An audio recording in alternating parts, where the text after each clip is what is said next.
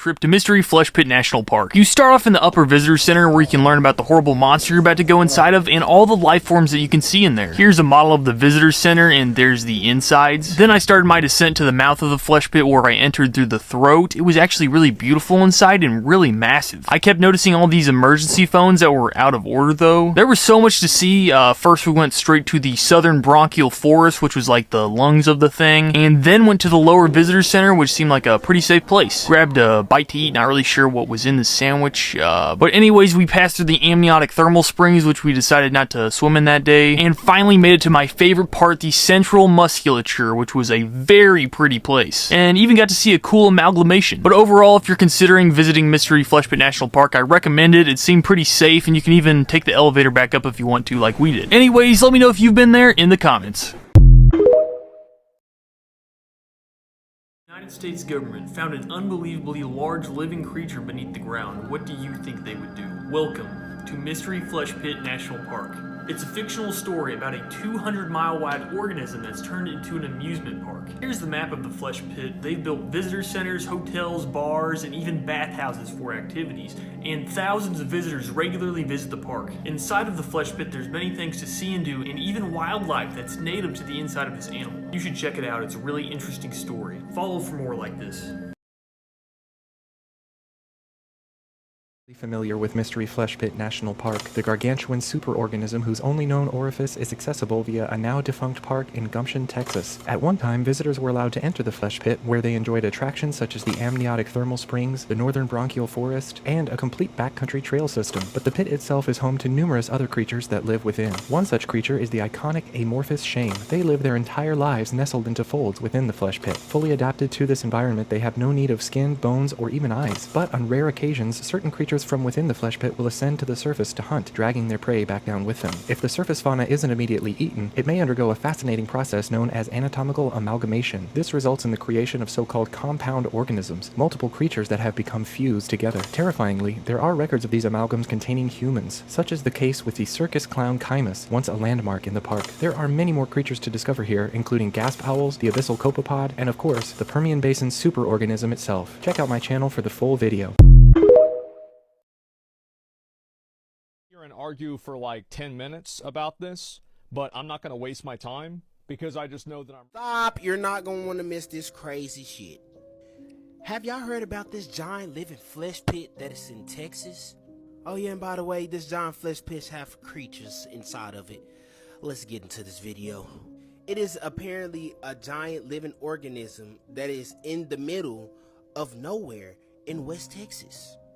As y'all can see right there, it obviously have fucking organs. This blob of flesh has organs. Oh, but it gets better. Caution. Warning. Right? The system of the living organism. Environment is actively hostile to human life. And it gets better.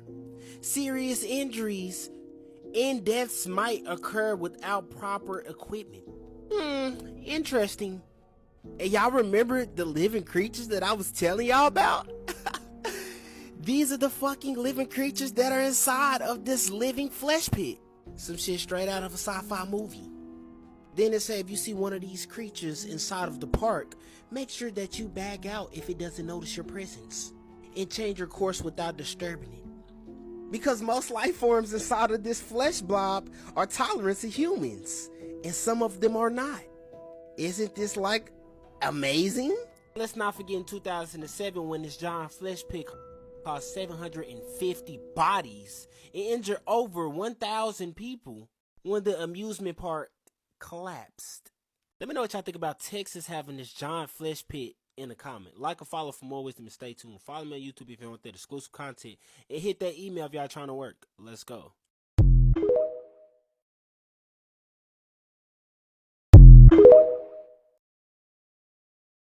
I got a question.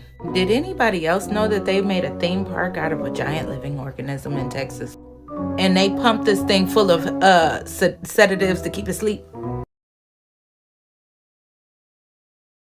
Flesh Pit National Park disaster, 2007.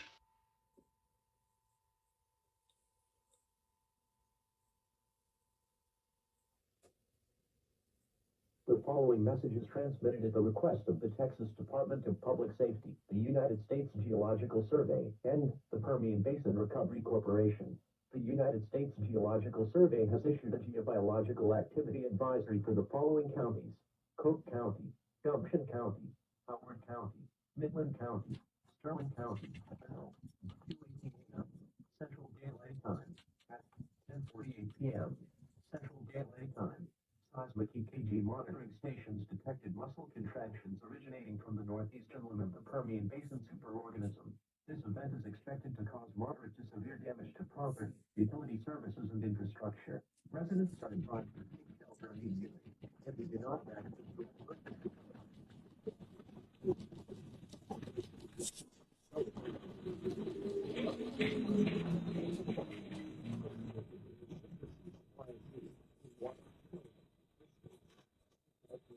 batteries and battery-powered radio. During this event, you may experience headaches, nausea, fever, hallucinations, dizziness, mild seizures, temporary changes in vision, reduced or enhanced cognitive ability, limited precognition, memory loss, and muscle cramps. These effects are temporary and will stop once the event has concluded.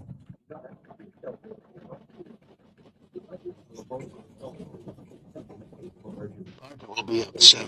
Media outlets for continuing information on the situation.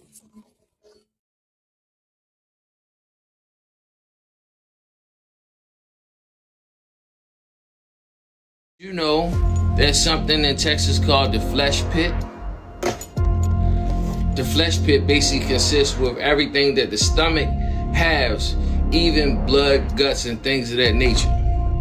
The first thing comes out of the Native American's mouth is get a DNA test. Scientists took DNA samples from this in particular flesh pit, and it came out to be the Aboriginals, the Indians, that was basically reclassified as African Americans. Which brings me to another factor, Genesis 2:7, and it reads, "And then the Lord God formed a man from the dust of the ground and breathed life into his nostrils, the breath of life, and the man became a living being." And my last factor, what color is dirt? What more proof that you need? Did you know? Heard of a place called Mystery Flesh Pit National Park, or its official name, Facility 5472? No? Well, I'm going to take you there. Are you ready? Let's go. Supposedly, this is a truly bizarre natural geobiological phenomenon that was discovered in the Permian Basin region of West Texas, southeast of the city of Odessa in the early 1970s. Now, this gigantic pit is home to an enormous subterranean organism that's deeply embedded within the earth, and it displays a vast array of highly unusual and disturbing phenomena. And as the name alludes, this is supposedly a giant flesh tunnel opening through the Earth's epidermis, dermis, and hypodermis and more, revealing a colossal esophagy and leviathan spleen. As you descend, you may encounter spasm fits and gastric ejecta, or feel your body moisture being leached. Deviate from the marked trails and you risk digestion, lethal entanglement with macrobacteria, and abysmal copepods, or splattering of amniotic secretions. But what about the fauna, you ask? Well, there are several that visitors could encounter, but the rangers were given proper firearm techniques to dispatch any dangerous organisms. You had the gasp owl, which was a creature named after its characteristic of labored breathing, or the Venus shamble, or the abysmal copod, which tended to evade trails in high traffic areas, making them difficult to spot. Following its initial discovery and subsequent exploration missions, it was commercialized by a company called the Anodyne Corporation and turned into a tourist attraction in 1976. Now, the facility was divided into 3 sections: the exterior security perimeter, the on-site pit entrance, and the internal research facility, and all 3 of these were maintained and staffed by members of a special joint operation task force.